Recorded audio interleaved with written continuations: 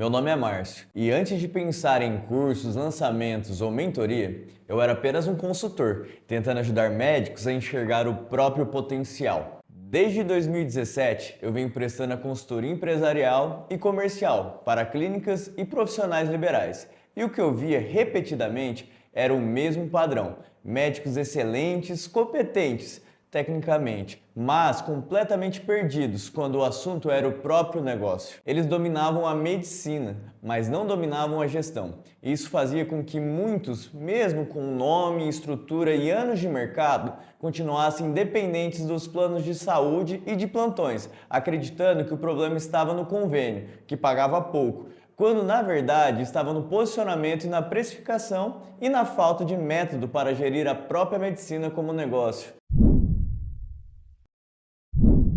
Meu avô, que era médico, e sem perceber ele foi a maior influência. Ele foi o primeiro contato com a rotina que hoje eu ajudo tantos médicos a transformar. Eu cresci vendo ele sair para plantões intermináveis, de 12 em 12 horas, às vezes emendando o plantão noturno com um de manhã. Na época, aquilo me marcava, mas eu não tinha uma linguagem para explicar. Eu só sabia que o médico parecia ser sinônimo de viver cansado, com pouco tempo para quem se ama, longe da família.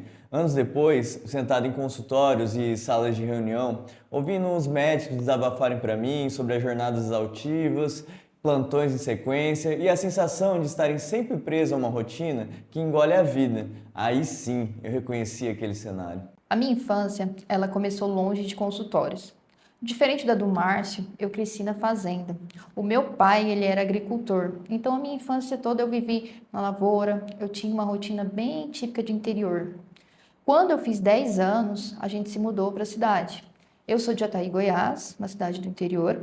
Na época, o meu pai, ele tinha uma sociedade com o meu tio, então juntos eles eram donos de muitas terras. Depois de um tempo, essa sociedade ela foi se desfazendo e o meu pai ele continuou tocando sozinho alguma dessas propriedades. A vida lá era bem simples, mas foi justamente nessa simplicidade que, sem perceber, eu fui me descobrindo e me reconstruindo.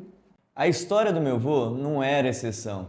Ela era o retrato adiantando no que viria a repetir com dezenas de médicos excelentes, mas a rotina que cobrava caro demais da família, da saúde e da própria felicidade. A minha mãe, ela sempre foi dona de casa. Então ela cuidava da família, ela cuidava dos meus irmãos e de toda a rotina ali do lar. Ela trabalhou muito tempo como doméstica. Ela não tinha nenhuma formação. Então quando a gente veio para a cidade, ela queria trabalhar. O meu pai não queria que minha mãe trabalhasse fora de casa.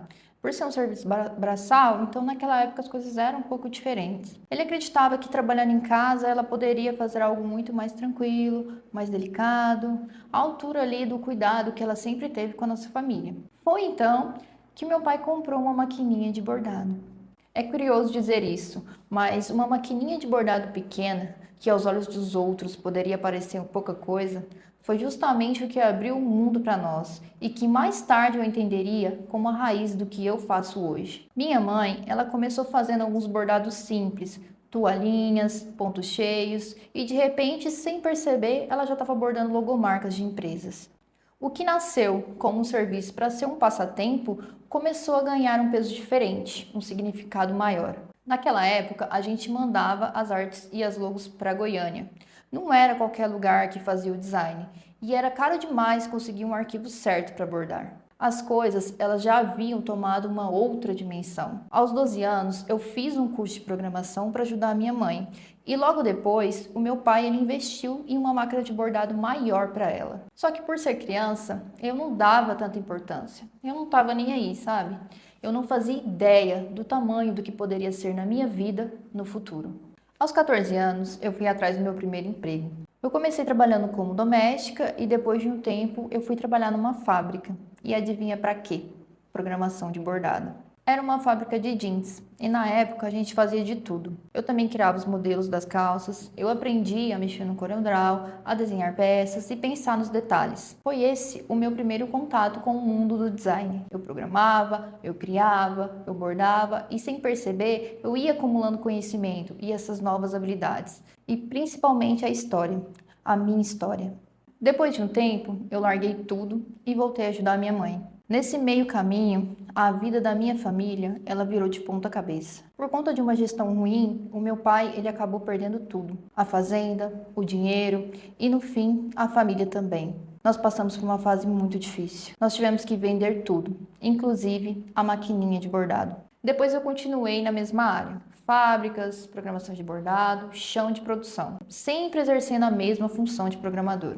Programador de bordado não era algo que a gente encontrava em qualquer lugar naquela época. E por isso, quando eu saí de um emprego, já tinha outro me esperando. A última fábrica foi em Dourados e também com a mesma função. Mas ali eu comecei a desenvolver outras habilidades. Foi onde eu comecei a enxergar o cenário de uma outra forma. O fluxo, a gestão das máquinas, o processo de desenvolvimento. Em Dourados, eu conheci o Márcio. Em 2020, a minha vida profissional e pessoal se cruzaram. Foi quando eu me casei com a Danúbia e tudo mudou. Quando começamos a ficar juntos, logo veio a pandemia. Eu peguei Covid e tive sérias complicações. Em meio a todas essas adversidades naquela época, posso dizer que quem permaneceu ao meu lado foi o Márcio. Foi nesse período que eu saí de vez do mundo das fábricas e nós recomeçamos juntos. Ela veio do mundo da gestão e da organização, com um olhar humano e detalhista. Onde eu via números, ela via pessoas. Onde eu falava de lucro, ela enxergava experiência. Em 2023, nós nos casamos. E eu costumo dizer que existem 3 Danúbias. A Danúbia antes de conhecer o Márcio, a Danúbia com o Márcio e a Danúbia depois de se tornar mãe. Trabalhar nos bastidores, ele te mostra de perto como que os processos realmente funcionam. Onde falta o óleo nas engrenagens, onde estão os gargalos e onde você poderia fluir melhor. Isso desenvolve um olhar analítico. O Márcio ele veio e extraiu isso de mim. Aquilo que eu fazia de forma inconsciente, ele deu um nome, deu uma estrutura.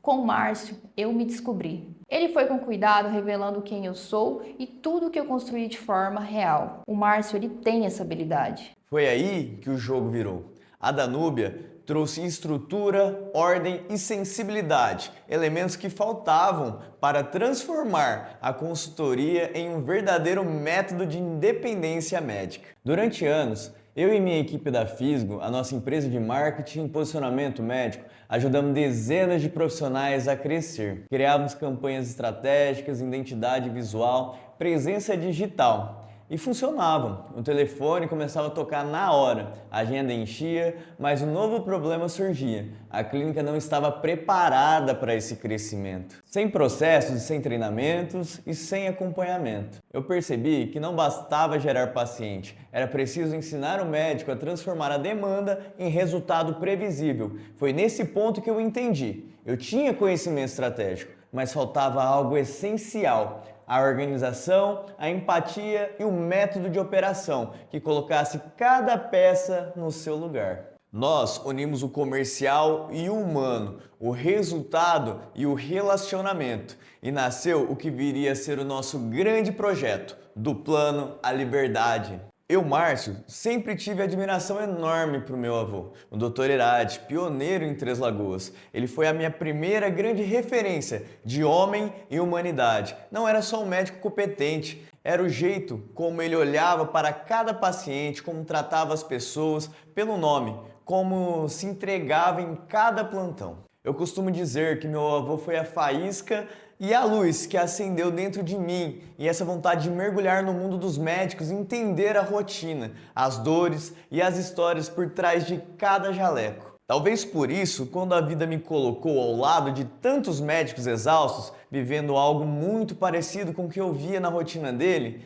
não deu mais para ficar indiferente. Eu queria transformar a vida deles. Eu tive muita dificuldade para sair do CLT e só saí por causa das adversidades da época. E hoje, quando eu olho para os médicos, eu vejo o mesmo movimento acontecendo. Sabe quando você, médico, nos seus únicos 5 minutos de descanso pensa: ah, mas a vida de um médico é assim mesmo, não existe outro jeito. Eu também vivi presa em uma rotina que parecia não ter saída, mas não eram plantões. E eu continuava ali pela falsa sensação de segurança. É o mesmo medo que eu enxergo hoje em muitos médicos. Eles sabem que essa rotina não faz mais sentido, que está adoecendo, mas continuam por quê? Na cabeça deles, parece mais seguro ficar do que mudar.